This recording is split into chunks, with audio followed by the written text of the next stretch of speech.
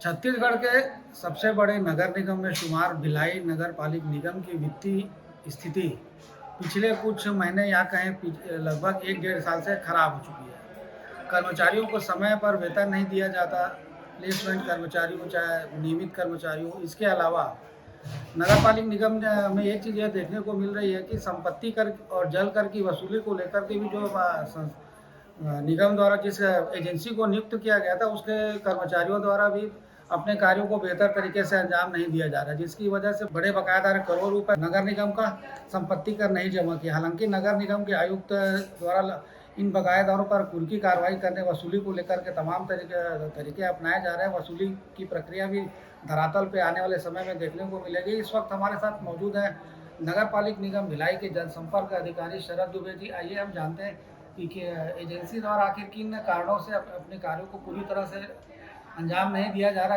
क्या वजह है कि बड़े बकायेदार अभी तक जिनसे राशि वसूलना है जो उनके द्वारा नगर पालिक निगम के खाते में राशि जमा नहीं कराई जा रही। दुबे जी, सबसे पहला सवाल है कि ये क्योंकि संपत्ति कर की और जल कर की राशि की वसूली को लेकर नगर निगम द्वारा लगातार प्रयास किया जाता है, विभिन्न माध्यमों से वार्डों में शिविर भी लगाए जाते हैं, लेकिन क्या वजह है कि संपत्ति कर और जल कर की राशि जो एक निर्धारित टारगेट रहता है उस तक पहुंच नहीं पाती है? देखिए, लोगों में जागरूकता लाना आवश्यक है और इसके लिए नगर निगम इन दिनों डोर टू डोर उनको जानकारी दे रही है कि आपके राशि से स्थापना व्यय का जो मद है उस पे भुगतान किया जाएगा और टैक्स की कॉपी टैक्स आपको बताना है ताकि निगम की आर्थिक स्थिति सुदृढ़ हो सके। माननीय आयुक्त महोदय इस दिशा में लगातार प्रयास कर रहे हैं। गत दिनों 46 मोबाइल टावर जिनका अनुज्ञा की राशि, नवीनीकरण राशि, इस तरह की राशियां जो उनके द्वारा 46 मोबाइल टावर कंपनी जिन पटाए नहीं है उनको सीलबंद कार्रवाई करने के लिए विद्युत विभाग से विद्युत विच्छेदन के लिए पत्र लिखा गया है और 15-16 फरवरी तक का उनको समय दिया गया है। इस बीच अगर वो अपनी राशि पटा देते हैं तो कार्रवाई स्थगित कर दी जाएगी। इस तरह के पेंडिंग कुछ संपत्ति कर के बड़े-बड़े बकायेदार हैं। 18 लाख से लेकर 6 लाख, 8 लाख, 10 लाख ऐसे भुगतान जो लंबित हैं, इन पे माननीय आयुक्त महोदय ने चिन्हांकन करके उनको 33 ऐसे बकायेदार हैं निगम क्षेत्र के, जिनको नोटिस जारी किया जा रहा है और उनकी कुर्की की कार्रवाई तैयारी की गई है। गत दिनों आपने देखा होगा कि राजदीप कॉम्प्लेक्स सुपेला में जो कॉफ़ी हाउस है उसके बगल में जो एक बिल्डिंग खड़ी है, वो कॉम्प्लेक्स में 15 दुकानों को हमने सील बंद किया है प्रॉपर्टी टैक्स नहीं पटाने के कारण। तो इस तरह के लोगों में एक जागरूकता लाने के लिए कि आपको निगम का टैक्स चाहे जलकर हो, चाहे संपत्ति कर हो, चाहे अन्य भवन अनुज्ञा का शुल्क हो, नवीनीकरण शुल्क हो, आदि शुल्क को आपको पटाना होगा। इस दिशा में आयुक्त महोदय प्रयासरत हैं। क्योंकि दुबे जी, एक चीज़ ये भी देखने को मिलती कि नगर निगम आयुक्त द्वारा लगातार समीक्षा बैठक आयोजित की जाती है संपत्ति कर, जल कर और अन्य करों की वसूली को लेकर के। इसमें जोन आयुक्त से लेकर के विभिन्न जोन के राजस्व अधिकारी और एजेंसी के कर्मचारी नियुक्त रहते हैं। हालांकि उस समय बातें तो होती हैं काफ़ी, लेकिन वो चीज़ें धरातल पे, हालांकि निगम के जो अधिकारी, राजस्व अधिकारी, जोन आयुक्त, उनके द्वारा अपनी कार्य को पूरा किया जाता है, लेकिन एजेंसी के जो कर्मचारी लापरवाही बरतते नजर आते हैं और ये चीज़ आज से नहीं, ये लंबे वक्त से देखी जाती है। एजेंसी क्योंकि पिछले साल कोई दूसरा एजेंसी कार्य पर थी, आज एसपीएस एक नई एजेंसी ने पिछले 1 साल से अपना कार्य प्रारंभ किया हुआ है। उनसे आयुक्त महोदय का स्पष्ट निर्देश है कि आप सबसे पहले तो जिन भवनों को चिन्हांकन करिए जिनमें जो शहर के बाहर जो शहर का विस्तारीकरण के साथ नए बिल्डिंग बन रही है, जो संपत्ति कर के दायरे में नहीं आए हैं, उनको संपत्ति कर के दायरे में लेना है। दूसरा, जो भवन आज से 2 साल पहले भूतल था, वो प्रथम तल, द्वितीय तल का निर्माण कर लिया, लेकिन टैक्स के रूप में वो केवल भूतल का भुगतान कर रहा है। तो ऐसे भवनों को चिन्हांकन करके उसका टैक्स नए पुनर्निर्धारण करके उसको टैक्स बढ़ाया जाए, इस दिशा में। हाँ, यह है कि कभी-कभी शिकायत आती है कि फला वार्ड में हमारे पास एजेंसी के आदमी नहीं पहुंचे, हम टैक्स नहीं पटा पा रहे हैं।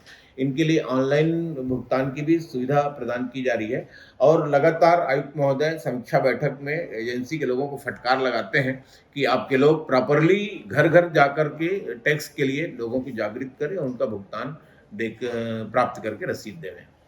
क्योंकि जैसा कि अभी आपने बताया कि जो नगर निगम क्षेत्र में कई बड़े बकायादार हैं जो जिनका लाखों रुपए का बकाया हुआ है, तो इन पर कार्रवाई करने के लिए मतलब अभी देखा जा रहा है कुछ 1-2 महीने के अंदर में हालांकि 1-2 बड़े बकायादारों पर कार्रवाई की गई है और ज़्यादातर बड़े बकायादारों को केवल नोटिस देकर के नगर निगम खाना पूर्ति कर लेता, किसी तरह की कुर्की की कार्रवाई देखने को नहीं मिलती। तो इसकी वजह से जो दूसरे बड़े बकायादार हैं उनके हौसले बुलंद है, वो भी संपत्ति कर की राशि को पटाने को लेकर के लापरवाह बने हुए हैं। देखिए, कुर्की के पूर्व धारा 173, 174 और 175 अंतिम जो नोटिस होती है नगर पालिका अधिनियम 1956 की धारा 175 के तहत कुर्की के नोटिस जारी किया जाता है। उसके पहले मकान मालिकों को या भवन मालिकों को 2-3 अवसर दिया जाता है। उसके पहले कंपनी के लोग जाके उनसे अनुनय विनय करते हैं कि आपका टैक्स इतना बकाया है। अंतिम हल के रूप में कुर्की की कार्रवाई किया जाना होता है। तो कुछ लोगों ने कुर्की के पूर्व ही कई लोग ऐसे हैं कि कुर्की के पूर्व जैसे नोटिस मिलता है आके भुगतान कर देते हैं।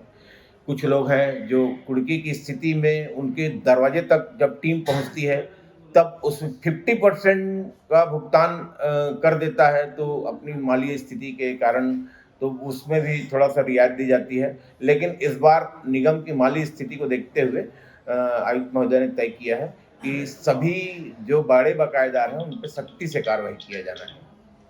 क्योंकि अभी ये भी एक चीज़ नज़र आती है कि दुबे जी जैसे नगर निगम जो वर्तमान में पदस्थ प्लेसमेंट के कर्मचारी हैं, संविदा कर्मचारी हैं, नियमित कर्मचारियों को तो वेतन मिल चुका है, अधिकारी हैं उन्हें वेतन मिलने में काफ़ी विलम्ब हो रहा है। तो ऐसी स्थिति कुछ महीने से देखने को मिली, तो क्या निगम की हालत इतनी मतलब वित्तीय स्थिति इतनी खराब हो चुकी है कि वेतन के लिए लोगों को परेशान होना पड़ रहा है। कई लोग हैं ऐसे जो कर्मचारी अधिकारी जिन्हें इंस्टॉलमेंट पटाने में दिक्कत का सामना करना पड़ता है, तो वो अपनी परेशानी आखिरकार किसे किसे बताएं?